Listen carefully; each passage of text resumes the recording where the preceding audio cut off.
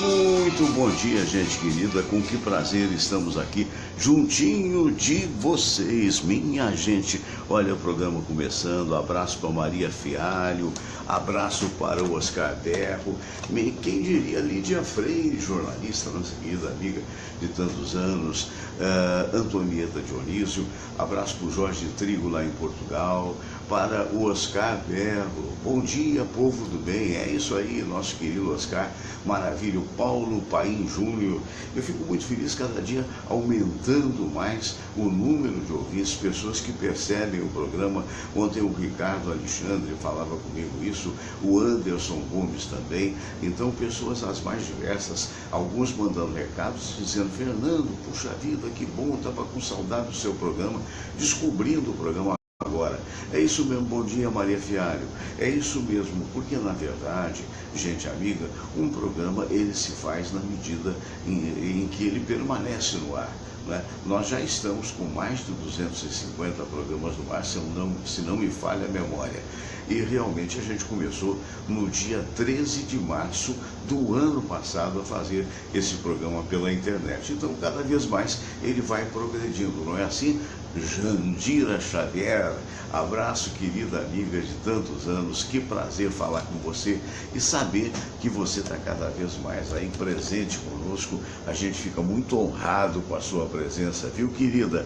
Pois é, então é exatamente isso na abertura do programa que eu gostaria de dizer para vocês. Esse touch às vezes prega uma alô, queridos fãs desse pato maravilhoso que sou eu. Pato, deixa de ser convencido, Pato. Eu sou convencido, porque eu sou apenas o máximo, entendeu? Eu estou aqui, Titi, para recomendar. Pessoal que quiser vacinar, hoje é o dia D de vacina contra a febre. Viu, doutor Oscar Berro? Um beijo pra você, querido batalhador das lides. Que isso, pá, tá falando difícil. Das lides da saúde, eu amo o doutor Oscar Berro. Ih, meu Deus do céu. Olha, agora chega, tá? Tem um negócio de um milho aí. Caminho, não tem café com leite, não tem pão com manteiga. Então vai lá, vai procurar o café com leite, o pão com manteiga. Marcinho Monteiro Pereira tá vendo a gente. A Maria Fialho, reconhecendo o meu valor. Tô de olho em você, hein, Maria Fialho. Tchau, Pato. Tchau. Meu Deus do céu, tá vendo? Essas coisas que acontecem, né? Você vê, a gente faz um programa, né? Esse cara apareceu lá na rádio, né? Há muito tempo atrás e fez um grande sucesso para alguns, foi muito criticado por outros, né? Mas de qualquer maneira, o importante é que ele está aqui conosco mais uma vez. Olha, o Marcinho Monteiro Pereira, bom dia Fernando, estou direto de Haifa, em Israel, que maravilha, um abraço para Israel, para os israelitas, né? E o detalhe, você falou em Israel, estou lembrando do meu amigo, o Gonlevski, o Aldo Gonlevski, né? Que foi presidente até da Federação Israelita do Rio de Janeiro, né? Que você aproveite bem essa bela terra. O Josemar Baiano também está vendo a gente. Mas, meus amigos, logo aqui na abertura do programa, né, a gente sempre faz aqueles comentários que vocês sabem a respeito das coisas que acontecem no dia a dia do Rio de Janeiro. E é verdade o que o Pato falou. Hoje está sendo desenvolvido em todo o estado do Rio de Janeiro o dia D das vacinações contra a febre amarela. Então o importante é que também é a chamada dose fracionada, né? Que segundo alguns, né, segundo o pessoal de saúde, ela protege por 8 anos ou até mais, né? As pesquisas que foram feitas foram com relação à proteção contra a doença até 8 anos. Lembrando que menores de 2 anos, né, não é aconselhável tomar vacina, a não ser com supervisão médica, tem que saber a opinião médica, e maiores de 60 anos também tem que buscar do seu médico, ver se você não tem algum tipo de problema, porque é uma vacina que tem aí um componente ainda vivo, né, do vírus, então com certeza há que se ter cuidados. Mas para isso todas as pessoas devem vacinar. Essa vacinação vai acontecer em todo o estado do Rio de Janeiro, contando inclusive com a colaboração do Corpo de Bombeiros. Alô para a nossa querida amiga, a cantora Marion Duarte, também vendo a gente, a velhinha, doutor Cícero Munhoz, doutor Cícero, que sempre está aqui conosco às quintas-feiras, ele que é cardiologista. Quero mandar um abraço também, doutor Cícero, para o Bruno Ganimi. Doutor Bruno Ganimi, incidentalmente eu encontrei com ele ontem ou anteontem, acho que foi anteontem, no Shopping Tijuca. E eu quero então mandar um grande abraço a ele. Ontem, eu não sei o que eu fiz, eu sei que eu fiz, porque as pessoas estavam me cobrando a opinião a respeito da condenação do Lula, né? E realmente eu tinha dado o fato, mas não tinha opinado. E eu gravei até, não sei se eu gravei, se eu botei ao vivo, a minha intenção era botar ao vivo, mas a verdade é que não foi para o ar, ou se foi para o ar, foi em outro site que eu não sei o que houve. Então eu vou voltar a falar, porque as pessoas estão perguntando: Fernando Sérgio, qual é a sua opinião, o que você acha de tudo isso? O que eu acho é que se nós queremos construir uma democracia para valer, e mais do que isso, um Estado mais justo, porque hoje é muito injusto, a gente tem, primeiro, que saber votar, e segundo, a gente tem a necessidade absoluta de punir todas as pessoas que tenham cometido erros, né? E punir de uma forma exemplar. Essa condenação do ex-presidente Lula, no meu entendimento, é lamentável, não a condenação, é lamentável que tenhamos chegado a esse ponto, porque afinal de contas a gente nunca esperaria que tal acontecesse com um ex-presidente da República. Mas é aquela história, o ex-presidente da República, ele não é permanentemente presidente da República, ele está presidente da República, e o que se cobra do primeiro mandatário da nação é que não exista ninguém que esteja acima da lei. E, lamentavelmente, o que aconteceu com ele, na verdade, é algo que a gente lamenta, a gente deplora, mas, infelizmente, se eu raciocinar da forma como tento raciocinar como cidadão, e aí é uma opinião pessoal, aliás, o doutor Cícero avisando que as pessoas que vão viajar para o exterior precisam uma vacina inteira. Obrigado, doutor Cícero. Mas se eu raciocinar como cidadão, eu vou chegar à conclusão o seguinte, que todos esses governos que eu tive a oportunidade de vivenciar não foram capazes de construir uma unidade. Desde o governo de Getúlio Vargas, passando por Juscelino Kubitschek, passando pelo João Goulart, e depois passando inclusive pela chamada Revolução de 64, com a qual eu fui veementemente contra, e sou contra, porque acho que não se rasga a Constituição em momento algum, não se pode fazer isso é o meu pensamento, não é? Não imagino que não tenha havido pessoas bem intencionadas, mas houve muito exagero, muito problema, muita dificuldade que eu vivenciei ao longo da minha carreira, porque eu já estava na imprensa. Então, esses governos todos, quer dizer, de tendências as mais diversas, né? O Getúlio Vargas foi uma ditadura, né? De uma certa forma. O João Goulart era à esquerda, o Juscelino Kubitschek era um realizador antes do Jango, né? Por assim dizer. Todos esses governos, a própria Revolução com os muitos generais que foram se sucedendo, né? Deixou de haver uma unidade. E todos eles perderam a oportunidade de construir um país que nós desejaríamos que fosse construído.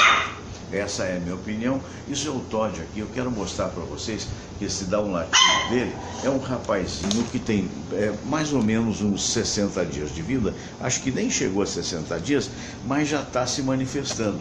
Então, quando ele sobe nesse degrau aí, ó, que eu estou mostrando, o que acontece? Ele parece que tem medo de descer. E aí ele fica latindo para que alguém o apanhe, para que alguém faça, digamos assim, essa caridade de tirá-lo de um degrau.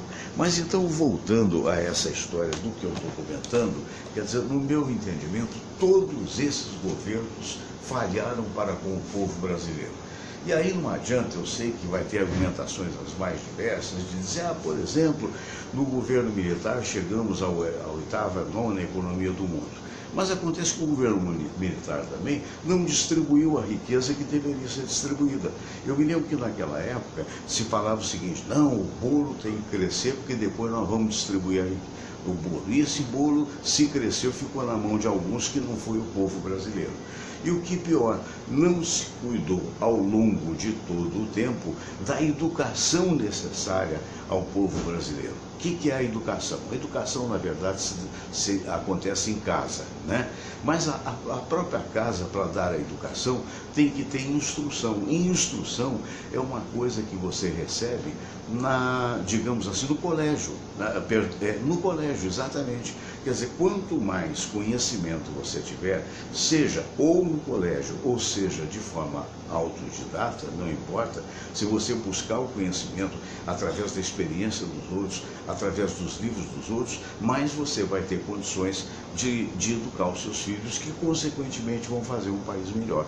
Você vê que ao longo desses governos todos, inclusive passando por Lula, por Dilma, que no meu entendimento, no primeiro governo do Lula, aliás, no primeiro governo do Fernando Henrique, passando depois para o Lula, aliás, se voltarmos atrás, no primeiro governo que fez o meu querido amigo, Dr. Itamar Franco, que Deus o tenha, já se notava uma tendência, uma vontade de fazer alguma coisa, uma vontade de fazer sequência que depois do primeiro governo o Lula se perdeu. Essa é que é a realidade. Não adianta você ficar com cara zangada comigo porque você de repente é petista, né? No primeiro governo do Lula, ele chegou a ter, se não me falha a memória, 82, 86% de aprovação. O Obama, para pegar popularidade, falou lá nos Estados Unidos, esse é o cara, falou ao lado dele. E muitos de nós, eu inclusive, julgávamos que ele era o cara. Quando alguns invejosos contrapunham, né, dizendo assim, não, mas ele não tem primário, ele será o que só tem primário, ele é torneiro mecânico e tal, eu diria, meu Deus do céu, naquela época eu dizia, olha, imagine se esse homem tivesse uma universidade por trás, né? O que poderia fazer e tal. Mas todos nós estávamos, digamos assim, iludidos com aquilo que estava acontecendo. Não é? Porque a imprensa, grande parte da imprensa, ela embarcou naquela onda do pré-sal, né? Vai ter o pré-sal, vai ter muito dinheiro, né? E eu também, eu no primeiro governo votei no Lula, entende? Embora não seja lulista, embora não seja petista. Na verdade, eu sempre admirei e tive com ele algumas vezes em vida o Leonel Brizola, pela sua proposta. Eu sei que muita gente vai torcer o nariz, mas pela sua proposta de honestidade, pela sua capacidade de ver antes de todos nós a roubalheira que havia. Eu mesmo, que votei no Brizola para presidente da República na ocasião que ele foi candidato e derrotado, eu mesmo julgava exagero quando ele entrava. Ele mesmo entrou no meu programa, na época na Rádio Manchete, né? Foi no estúdio me dar uma entrevista e falou daquele jeito arrastado que ele falava, Fernando Sérgio, nós precisamos acabar com essa roubalheira, com as perdas internacionais, era o jeito dele falar, não é? Acontece que eu olhava assim, será que é isso mesmo? Tem até uma foto que eu estou assim, ó, né? Será que é isso mesmo? Será que não está exagerando? Hoje nós sabemos, roubaram tudo que podiam roubar, não é? Tiraram o direito do cidadão de receber o seu salário em dia. Quer dizer, E na época, ele, talvez por ser um homem abastado, né, parece que o João Goulart tinha fazenda no Uruguai, ele também andou morando no Uruguai, bem informado, que é uma característica do povo gaúcho, né? O povo de São Paulo é trabalhador, o povo mineiro também, o povo carioca é um povo que também é muito dócil, né? Muito amoroso, mas o rio-grandense, principalmente o do sul, ele é atento às coisas. Então, muito provavelmente, ele tinha fontes que nós não tínhamos. E que aí a imprensa oficial, né, tentava desacreditar, até porque ele combatia muito a grande rede de televisão, né? E não se sabe, será que se ele tivesse assumido a presidência da República poderia ter sido diferente? Eu penso que sim, porque no governo estadual dele nunca se fez tanta escola como se fez, mesmo que inspirado pelo Darcy Ribeiro. Pode-se dizer, o Darcy Ribeiro, é verdade, o Darcy Ribeiro foi um grande educador. Mas então foi ele que fez o projeto do CIEPS. Não importa, teria que ter o aval de um grande governador, porque senão não faria. Lamentavelmente, hoje esse projeto está sucateado. Você anda aqui pelas ruas da Tijuca, você vê o que foi feito desse CIEP.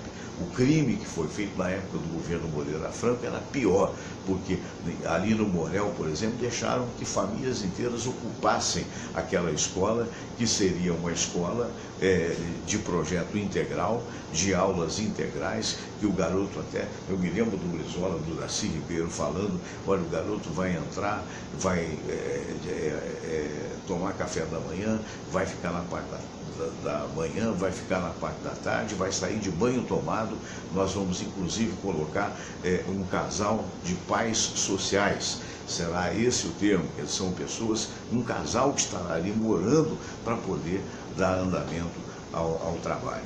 E foi feito aqui no Rio de Janeiro, quem não conhece, que veja, foram feitas escolas padrões de pré-moldados, né, com grande espaço e hoje deterioradas. Quer dizer, meu Deus do céu, não há continuidade. Para quem quer bater palma para os governos militares que tivemos, cadê a Transamazônica, que cortou, que era para cortar toda a Amazônia e que na realidade hoje está esburacada, jogada para lá, essa coisa toda. A minha tese é o seguinte, qualquer que fosse o governo, fosse do PTB, que era o partido da época do João Goulart, do PSD, que foi o partido da época do Juscelino Kubitschek, da Revolução, que não tinha partido, que não tinha nem propósito, e na verdade, sabe qual é o propósito? É tornar a economia a oitava do mundo, mas se fosse a oitava do mundo, hoje estaríamos, pelo menos, talvez, na 14ª.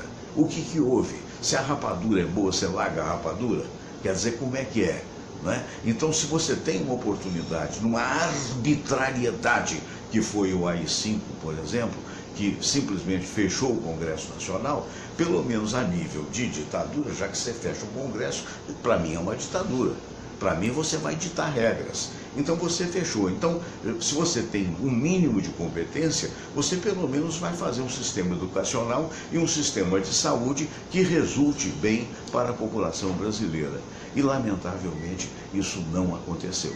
Aconteceu para aqueles que já acontecia, para a classe dominante, que se sentiu ameaçada diante de um governo muito à esquerda, que era o governo do João Goulart, que pretendia fazer a reforma agrária.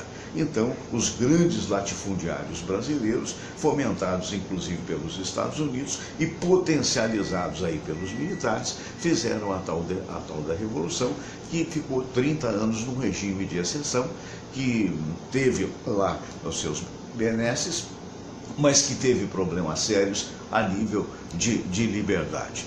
Então até a Icléia Cardoso falou, talvez o Lula tivesse boas intenções. Eu não duvido que tivesse, mas o poder inebria, principalmente quando você não está preparado para ele. E que me perdoem, o Lula não estava preparado para o poder, como hoje a grande maioria da população sabe. Evidentemente, quem não sabe é quem tem interesse. Dizem que o amor, na verdade, é uma troca de interesses, não é isso? Então, por exemplo, o pessoal do PT, evidentemente, tem nele o grande emblema. O homem tem um grande carisma, O homem consegue falar, ainda que tenha uma voz muito gutural, mas ele consegue passar esse carisma. Isso é de fato impressionante. Agora, quem o apoia? Quem o apoia, na verdade, são aqueles que nele acreditam e que nesse momento desacreditam das minhas palavras, e são aqueles, por outro lado, que também têm lá os seus empregos, tiveram os seus empregos, os seus envolvimentos a nível de grana do PT, e que não querem perder isso. Mas, infelizmente, eu concordo plenamente com o Boris Casoy, que disse que a candidatura dele está extremamente prejudicada hoje, se não tiver finita, e mesmo que vá ser registrada pelo partido. E, por outro lado, na verdade, após o primeiro governo, ele se perdeu. Veio a história do mensalão, veio a história do Palocci denunciando de uma forma escandalosa, veio a história de quem mais, meu Deus do céu, do Zé Dirceu, que era a expectativa, e como o Zé Dirceu não podia, colocaram a Dilma, que é uma pessoa, no meu entendimento, de inteligência limitada. É uma pessoa que foi arrogante, foi limitada e fez um péssimo governo, como o péssimo governo está sendo o governo do atual presidente lá, o senhor Temer. Né? Estamos tentando e tal, estão tentando arrumar algumas coisas, não conseguem arrumar absolutamente nada, não conseguem desenvolver a reforma da Previdência, não é? Que é necessária, mas que tem que dar direitos já adquiridos àqueles que já estão, digamos assim, aposentados, e não consegue ter a clareza necessária para dizer o que vai ser feito. Fora a reforma trabalhista, que deixa uma interrogação muito grande. Mas o assunto é esse. Fernando, cadê a sua opinião com relação ao Lula? Evidentemente que se teve culpa no cartório, tem que ser condenado. Tem que ser condenado. E outra coisa, a gente tem, se quer um país, nós não podemos basear em apenas uma pessoa. Nós não podemos basear numa pessoa só. Nós temos que nos basear num coletivo, não é? Por mais líder que seja aqueles candidatos que estão aí, meu Deus, muita gente falou-se até em apresentador de televisão que ia ser candidato, no caso do Luciano Huck, que prontamente acabou desfazendo isso, e na verdade tem esses ídolos todos, tem o Bolsonaro à direita, tem o Alckmin, né, que se declarou também candidato, tem, digamos assim, o próprio Lula, né, à esquerda, tem outros que irão aparecer aí que nesse momento eu não me lembro. Eu estou aproveitando porque eu acho que a pessoa que marcou comigo falhou, entendeu? Então é aquela história, eu fico danado da vida quando de repente alguém fala comigo, Fernando, eu vou na sexta-feira. E eu até entendo, a pessoa está aí com problemas, né, de ordem funcionais. Mas voltando ao assunto, estou aproveitando para fazer aquilo que eu chamo de uma editorial e dar a minha posição. Então eu nunca fui petista, eu nunca fui direitista, eu não estou muito preocupado com a esquerda, com o centro e com a direita. Acho o comunismo um atraso muito grande, por mais que eu tenha amigos comunistas, mas eu acho um atraso danado. Por quê? Ontem o Weybinder falava que a única pessoa que acha que o homem é a mesma coisa, que os homens são iguais, na verdade são os comunistas e a mulher. Porque a mulher fala assim, o homem é tudo igual, né? Mas os homens não são iguais. Então a proposta de Karl Marx a nível de comunismo seria muito interessante, seria muito boa, se na realidade todos nós fôssemos iguais. Não é? Mas acaba que o próprio governo comunista que se esboroou na União Soviética, esse governo não era igual, porque havia uma casta dominante. Não é? E as pessoas são diferentes, umas têm mais habilidades, outras têm menos. Então, como nós somos, digamos assim, heterogêneos, ou seja, nós somos, cada qual é diferente do outro, ainda bem, e essa proposição é utópica. É utópica. Aí alguém poderia dizer, poxa, mas peraí, na China, você vê, a China hoje é a maior potência do mundo. Primeiro, a China, ela usa o trabalho da forma que ela quer que se use, não existe nenhum benefício trabalhista. Aí você pode dizer, o Brasil está caminhando para isso, provavelmente. Mas nos Estados Unidos também não tem essa proteção toda no entorno do trabalhador, e eles conseguiram desenvolver algo porque as leis funcionam. Porque existe punição, uma punição esta que não existe no Brasil. Então, voltando à história, Quer dizer, então não me empolga, sabe? Eu estou determinado, eu, Fernando Sérgio, estou determinado, quando for as eleições, as próximas eleições, eu não vou votar em ninguém que tenha mandato, porque no meu entendimento todos falharam, essa é que é a verdade. Agora, respeito se você tem este ou aquele candidato. Você poderia estar perguntando, Fernando, você vai mudar de opinião? Talvez, eu sou um ser vivo, e o ser vivo, hoje eu posso ter essa opinião, amanhã eu posso ter outra.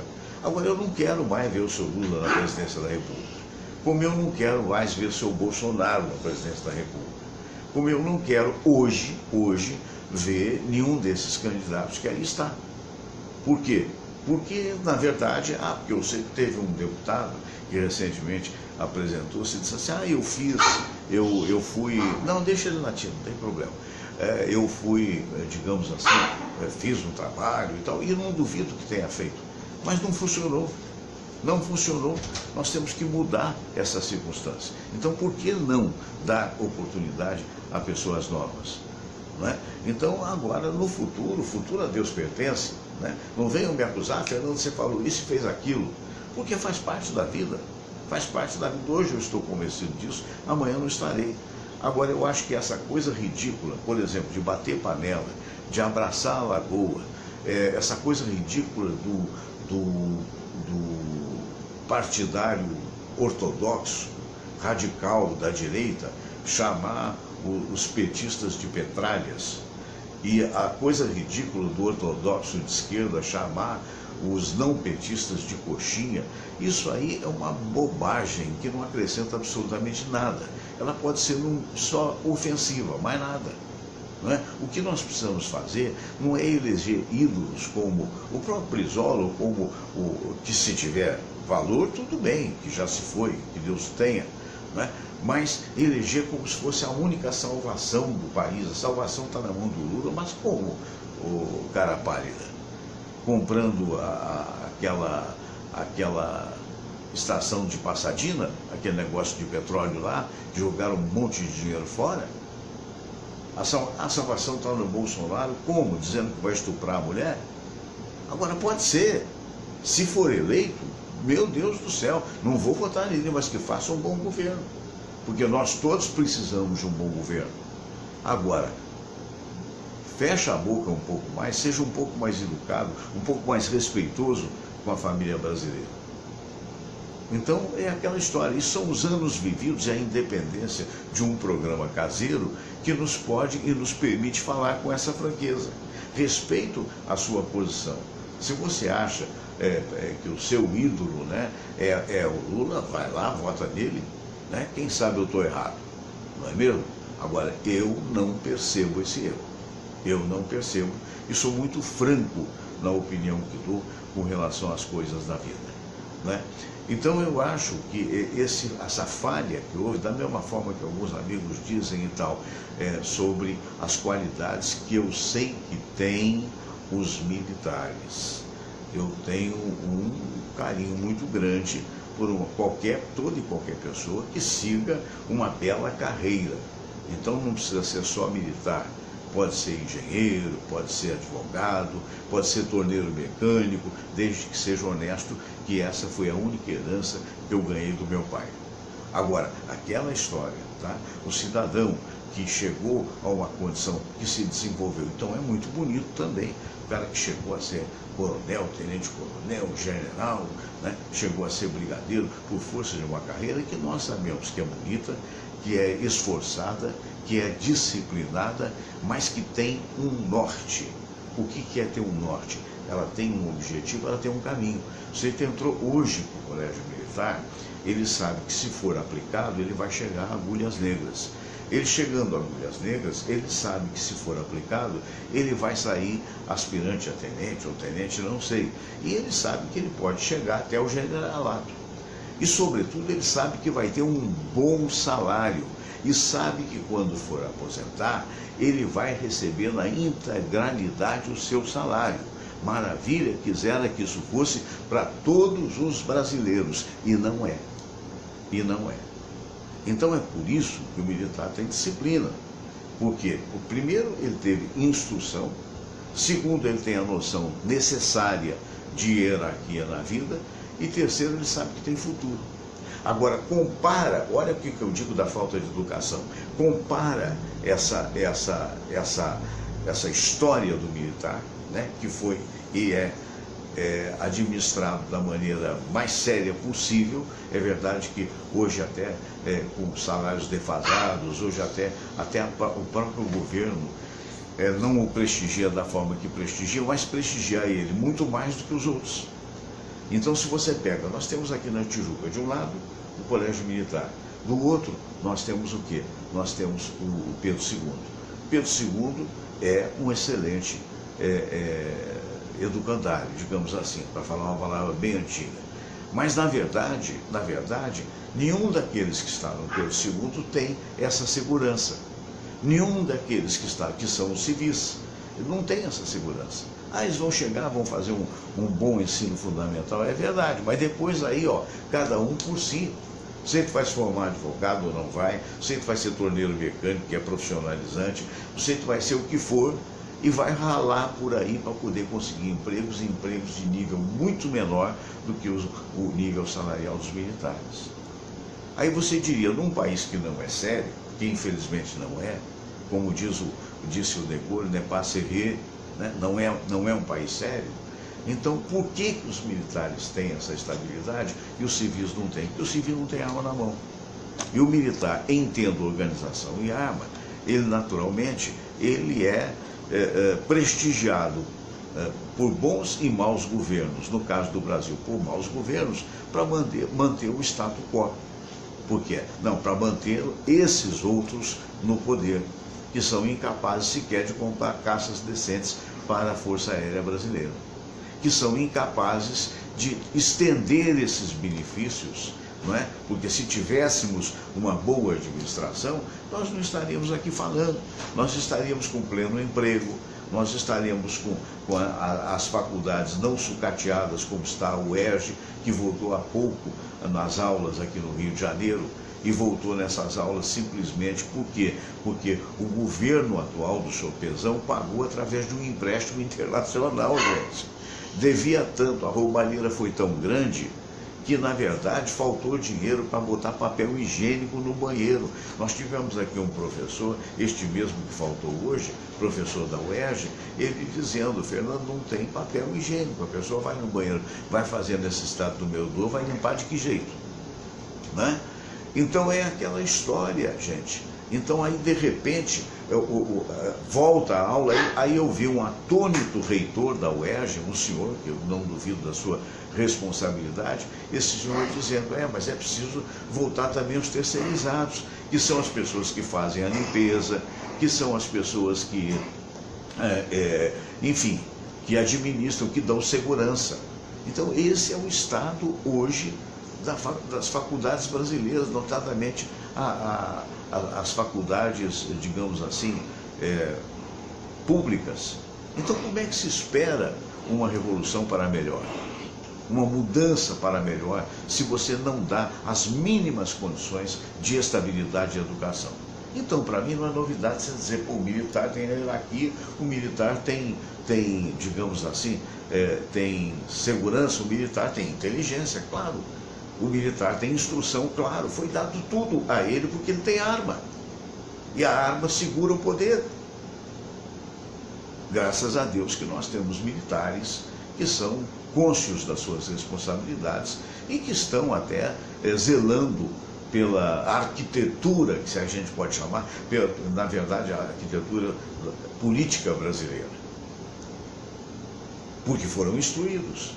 Agora, imagine esse país se tivesse a dedicação que teve educacional, por exemplo, da Coreia, né? Que há 60 anos atrás era um caos total, era a guerra de lá e para cá, antiga Coreia, hoje me parece, a palavra é um pouco mais antiga, hoje nós temos, digamos, o Hyundai, de onde é que é? Coreia do Sul, então estou certo, né? É a Coreia mesmo, os coreanos, é isso. É que há tanto tempo não falo a palavra Coreia que eu falei, será que eu estou revolvendo no passado? Não, não estou revolvendo sim, não estou revisitando não. Então é aquela história. Então aqui no Brasil, quantas inteligências nós perdemos, nós perdemos porque não tiveram educação, porque não tiveram a oportunidade de se educar, porque não tiveram pais que fossem educados para dar um norte a seus filhos. Quanto prejuízo aconteceu porque não tivemos controle de natalidade. Aí você diria, poxa, mas isso por causa de excessiva religiosidade. Ficam esses bestalhões falando besteira aí nas TVs da vida, né? Falando sobre milagre, alabala, ralabala, rolobulo. E na verdade o povo não tem educação. Não sou contra a religião séria, não sou contra os rituais. Peço até desculpas se eventualmente usei de ironia e acabo de ter usada mesmo. Mas pelo amor de Deus, outro dia eu vi na televisão uma moça, né? Olha, o pastor fulano, nós estamos aqui com a declaração da dona fulana que sentiu uma coceira nas partes íntimas, e aí pegou a água benta, lavou, acabou. Aí o cara diz assim, oh, milagre, aleluia. Gente do céu, vamos ser um pouco mais sérios. Vamos cobrar impostos até das religiões. Por que não pode pagar imposto? Se o cidadão comum pode pagar? Se o religioso, quando chega, exemplo do que aconteceu aqui no Rio de Janeiro com o senhor Crivella, a primeira coisa que faz é aumentar o IPTU. Quer dizer, na hora de cobrar pode, na hora de pagar não pode? Então são coisas que têm que ser mudadas. Eu tenho viajado aí em algumas partes do mundo e tenho percebido a diferença cada vez maior dos países de primeiro mundo para os países de terceiro mundo. Eu sei que isso pode ofender. Em algum momento eu queria que esse país fosse de segundo mundo. Estamos a caminho, mas não somos ainda. Imagine o que seria ser primeiro mundo. Então você observa nesses países, primeiro, que as leis funcionam. Ou seja, tem problema, tem dificuldades, tem tráfico, tem crimes, mas as leis funcionam. E as leis são severas. E não existe tanto assim recorre daqui, recorre dali, tanta embromação para proteger aquelas pessoas que são ricas ou que são medianamente ricas e que por isso mesmo conseguem colocar toda essa parafernália, todo esse sistema que acaba infelicitando um país da grandiosidade que é o país brasileiro. Então me perdoe essa fala, está sendo um programa diferente, mas é porque me cobraram essa opinião, me cobraram. E eu estou dando essa opinião com a maior franqueza do mundo. Eu não duvido que nos quadros apartidários ou de todos os partidos, existam pessoas que possam mudar a estrutura do país, mas não com essas pessoas velhas, antigas, caquéticas, ultrapassadas, que se tentaram fazer, não foram bem-sucedidas. Essa é que é a verdade. Então, em todos os níveis, eu queria dar a minha opinião, fazendo jus a uma coisa que eu falava quando eu estava no rádio, que eu dizia, olha, eu não fico em cima do muro. E eu não estou em cima do muro. Na verdade, lamento profundamente que um ex-presidente da República chegue a esse ponto, na verdade, de ser condenado e provavelmente preso. Claro que os caras vão lá, cada qual recorrer e tal, mas eu acho que a situação do país vai muito além do seu Lula. A situação do país vai muito além do seu Bolsonaro ou de outros que pintarem por aí. Somos nós, povo, que temos que tomar o nosso destino nas mãos. Sem violência, se possível, sem desespero, porque não adianta ficar desesperado, embora tudo façam para que a gente fique. A notícia do dia de hoje, do tiroteio que houve na Rocinha, é algo escandaloso, é algo inadmissível, é algo deplorável. Somente ontem, da manhã até a noite, houve, segundo aí as informações da imprensa, 8 tiroteios prolongados na Rocinha, que acabaram culminando até com a morte de um policial e com o incêndio de um ônibus. Quer dizer, meu Deus do céu, até quando? Até quando? Até quando nós vamos ficar nessa total desorganização? Até quando nós vamos ter um governo do Estado tão fraco, tão mal gestor, que para poder sanar dívidas, porque permitiu permitiu o êxodo do dinheiro de formas absolutamente ilegais. Então tem que tomar empréstimo, tem que empenhar uma empresa importante como a SEDAI, no sentido de pegar um empréstimo internacional e dizer, olha, agora eu pago. Mas eu pago 60% da dívida, eu pago 70%, outros 30% vão ficar chupando o dedo. Aí as pessoas ficam felizes, porque eu recebi, mas esquecem que esse dinheiro é dinheiro de empréstimo e que depois vão ter que pagar. E aí quem vai pagar é o outro governo que entrar, seja partidário deste de hoje ou não. Tomara que não seja. Tomara que seja um governo de oposição a este aqui no estado do Rio de Janeiro. Então é algo muito sério. É algo que é um momento em que a gente tem que chamar a consciência nacional, usar as inteligências nacionais, quer sejam de esquerda, de direita, de centro, mas que, sobretudo, sejam inteligências honestas. Honestas. Não pode mais ter propina. Agora, se tiver propina, é cadeia. Não pode ser de forma diferente. Mas cadeia mesmo.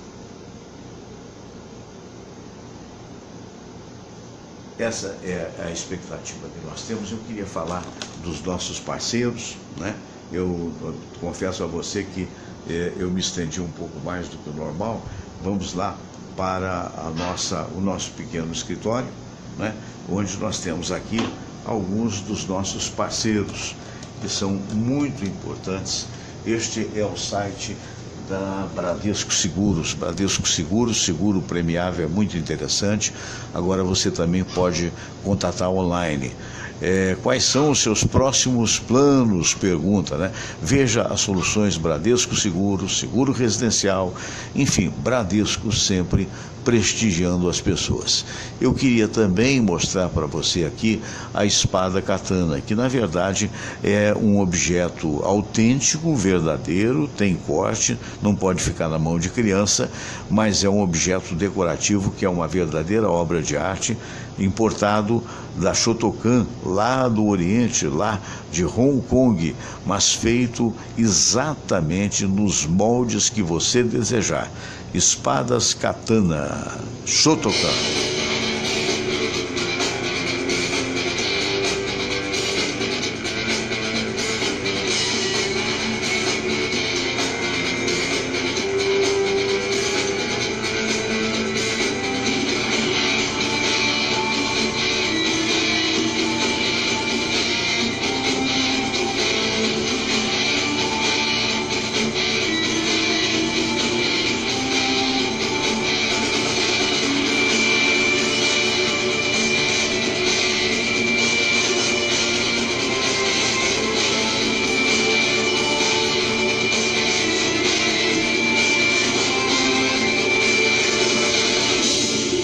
Não é bonito? Espadas katana, olha, fantástico. Entra no site espadaskatana.com.br. Você vai ver essa logo aqui que eu estou apontando, que é da Shotokan, a logomarca. Olha que coisa linda, é um trabalho artesanal maravilhoso. E segundo a tradição do Oriente, é algo que dá sorte ter em casa. Não me pergunte por quê, mas basicamente é isso, né? espadaskatana.com.br. Eu queria mandar alguns abraços aqui para a turma que está me vendo. Eu fiz o programa hoje de uma forma invertida, mas vamos aqui falar primeiro do Caçador. Caçador é um restaurante maravilhoso que tem na Tijuca, na Rua Pareto 42. E a gente dá de presente a cada terça-feira, no máximo, 3 almoços executivos no Caçador. Você só vai pagar o refrigerante. Então, para você participar, basta você mandar aqui para nós, né? sorteiofs@gmail.com. sorteiofs@gmail.com. Olha aqui, vamos aos nossos livros. O Caçador fica na Rua Pareto 42. Delegado Dionísio, Vida em Passos de Arte, um belíssimo livro do Sérgio Gramático Júnior, falando desses 2 mestres do samba. Está chegando o carnaval. O Problema do Ser e do Destino, um livro muito interessante de Leon Denis. Leonardo Boff, Saber Cuidar. e também 50 anos de comunicação, o livro que há 5 anos está no catálogo de vendas da livraria saraiva.com.br. Bem, a gente faz aqui um tour, voltamos para a posição inicial, não é?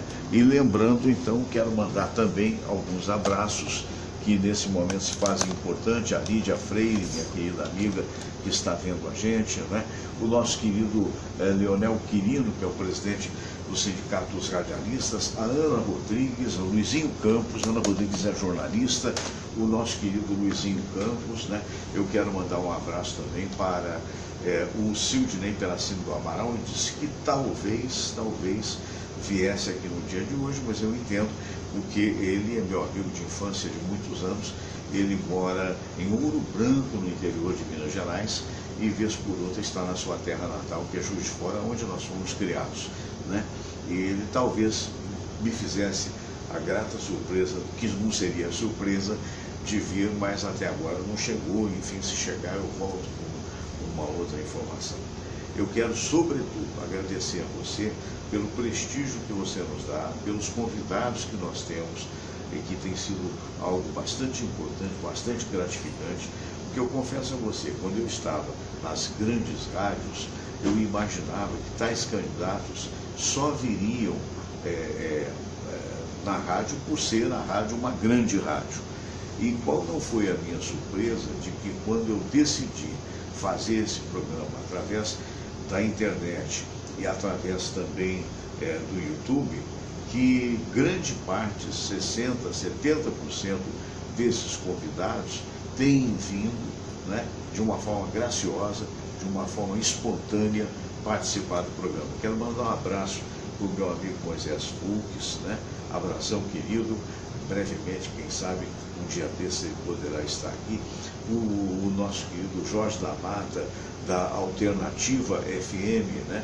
Abraço, Jorge, tudo de bom para você também, né? Alternativa Mais FM, lá de Vilar dos Teles, daquela região de São João de Meriti, quem sabe um dia. O Paulo Júnior também. Alô, Paulo Júnior, tá valendo, né? Pois é, então são tantos amigos queridos, o Sérgio Solon Santos, pessoas que estão nesse momento nos vendo, né? E às vezes a memória é falha, às vezes a gente quer lembrar e não consegue, né? Mas de qualquer maneira queremos agradecer. Nessa altura do campeonato, eu não tive tempo sequer de mudar a tela, mas eu vou mostrar para vocês o telão, né? O telão que existe aqui, que as pessoas, quando são nossas convidadas, você vai ter aqui a visão que o convidado tem, né? Ele, na verdade, tem uma tela de mais ou menos 62 polegadas, que é uma grande tela, onde ele se vê. Esse foi o programa de ontem. No programa de ontem, nós tivemos aqui duas figuras emblemáticas. Tivemos o Dr. Luiz Aibinder, que sobejamente você conhece das emissoras de rádio, trabalhou até com Haroldo de Andrade pai e também com Haroldo de Andrade filho. E nós temos aí também, olha, eu falando com ele nesse momento, o Osmar Lubrec, que aqui veio, que é da Portela, grande Osmar, uma figura bastante interessante. E muita gente, essa altura do campeonato, perguntando da Samira, e a Samira está aqui, ela estava cuidando do cachorrinho. Muito bom dia, Samira, parabéns, porque o Flamengo foi o campeão da Copinha, né? Aquele sub-20, é verdade. E na realidade mostra um trabalho de renovação importante a nível de futebol, coisa que lamentavelmente não está havendo no meu Vasco da Gama, em função de todo esse imbróglio, né? De troca de direção, de um acusando o outro de traição. É um negócio absurdo. Mas o futebol brasileiro, no modo geral, está complicado, né? Pois é. Eu gostaria. Eu acho que acompanha o momento. A política, né? O momento do Eu país. queria que você manifestasse a sua opinião a respeito desse momento político que nós estamos vivendo, não só federal, mas como estadual. Vamos ver o que vai dar, né, Fernando? Porque os advogados de defesa do ex-presidente Lula vão recorrer da decisão e vamos ver o que vai dar, né? Eu, particularmente, continuo esperando sentada, né? Porque eu não acredito muito na nossa justiça. Eu acho a nossa justiça injusta, se é que se pode fazer piada de uma coisa séria como essa, né? E com relação ao Estado, eu lamento por tantos amigos e tantas amigas que estejam sem receber o dinheiro. Eu tenho uma amiga, inclusive, que ralou para poder entrar no concurso, a gente sabe como se rala. Eu, inclusive, já fiz alguns concursos públicos, passei em alguns concursos públicos, depois, por decisão própria, resolvi optar por outro caminho.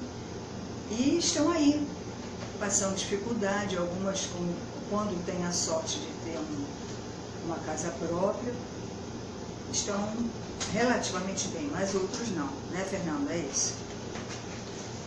Pois é, tá certo. Eu agradeço a sua participação no dia de hoje, o Samira, né? E nós voltamos. Hein? Segunda, né? Voltaremos na segunda-feira, né? Se Deus quiser. O programa foi um pouco diferente por conta do que eu já falei para vocês. É bom que você dá um passeio aí comigo nesse momento aqui do nosso estúdio casa, que a gente chama de casa estúdio, que é a razão primeira da nossa produtora, por assim dizer, né? Então eu queria até mostrar para vocês aqui, quem não viu, quem viu, veja de novo, né? Algumas lembranças dessa carreira que já vai muito longe, né? Já vai muito longe. Então, vejam vocês, aqui são alguns reconhecimentos que a gente teve, né, ao longo da nossa estrada e que a gente pede para você também que possa divulgar esse nosso programa com o carinho de sempre. Eu queria mostrar aqui alguns dos ouvintes que estão participando, a Icleia, a Rosane Guichard está mandando um bom dia para a Samira, muito obrigado, Rosane. A Icleia falou várias coisas aqui, a Marion Duarte. É uma pena porque quando a gente tem aí um monte de opiniões, né, que são todas elas muito boas, a gente queria divulgá-las todas, mas infelizmente nem sempre é possível, porque a tela vai mudando, né, e aí é tudo muito rápido. Então eu quero realmente agradecer a você que está me vendo, que está me ouvindo, pelo prestígio, pela divulgação do programa. E queria dizer o seguinte, o programa, aliás, um abraço para a dona Isilda, né, e o Ofir, um casal muito simpático que esteve aqui comigo ontem. O Ofir me acompanhava na época da rádio, de meia-noite às 3 da manhã, e ficou sabendo ontem, né, que a gente tem o programa, e então eu quero mandar um abraço para esse casal, né, para o Almir também. O Almir tá me vendo nesse momento, tem sempre a gentileza, né, Almir Barata, tem sempre a gentileza de mandar um bom dia, uma boa noite, enfim, pessoas que são realmente muito gentis, né, e isso tem sido da maior importância para todos nós, né. Então, o objetivo do programa hoje, na verdade, foi encerrar a semana da forma que a gente sabe que pode fazer, né? Como eu disse para vocês, eu tinha alguns convidados que, por razões que eu ainda não sei, não confirmaram presença. Elas teriam confirmado, mas não vieram, essa que é a verdade. E aí eu aproveitei para bater um papo com você, para agradecer a você. Um abraço para a Moniquinha Venerável, que está brilhando lá em São Paulo. Mônica, um abraço grande para você também, uma das belíssimas locutoras, uma voz maravilhosa e uma comunicação fácil, né? Um abraço grande. Abraço para o Sérgio Sonon, para tantas pessoas que estão nos acompanhando, né? E a gente, sobretudo, agradece de montão, né? Muito obrigado pela semana. Agradeço a Deus a oportunidade de estar aqui com você mais uma vez. E se Deus quiser, e se você puder, acompanhe a gente a partir de segunda-feira. Segunda-feira estaremos de 8 às 9 no Facebook. No Facebook você pode tentar ser minha amiga nas páginas. Por que eu digo tentar? Porque a primeira página, que é Fernando Sérgio Grandinetti com 2 T's e 2 I's, né? Fernando Sérgio Grandinetti Pinto, essa primeira página está praticamente esgotada, né? Ela tem o máximo que pode ter 5.000 e eu sempre tenho pouca possibilidade. Eu nunca deixo chegar aos 5.000 porque eu não quero que ela vire página pública, né? Então essa é onde acontece o programa ao vivo todos os dias, de segunda a sexta, de 8 às 9. Depois o programa vai para Fernando Sérgio Grandinetti Pinto 2.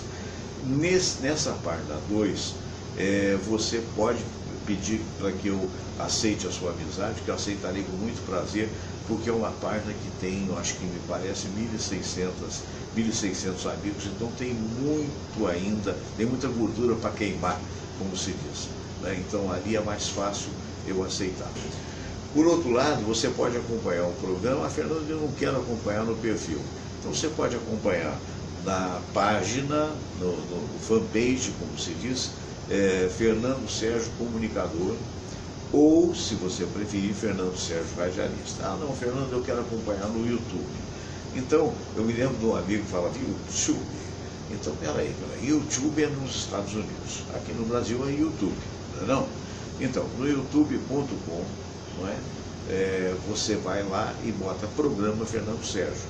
Vão aparecer todos os programas e ali, se você puder, subscreva. Ou seja, é o seguinte, tem lá, subscrever significa que você vai dar um clique só ali e dando aquele clique você passa a ser seguidor do programa e vai, obviamente, ajudar muito a gente, tá bom?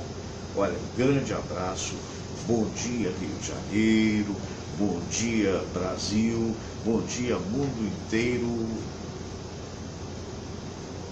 namastê.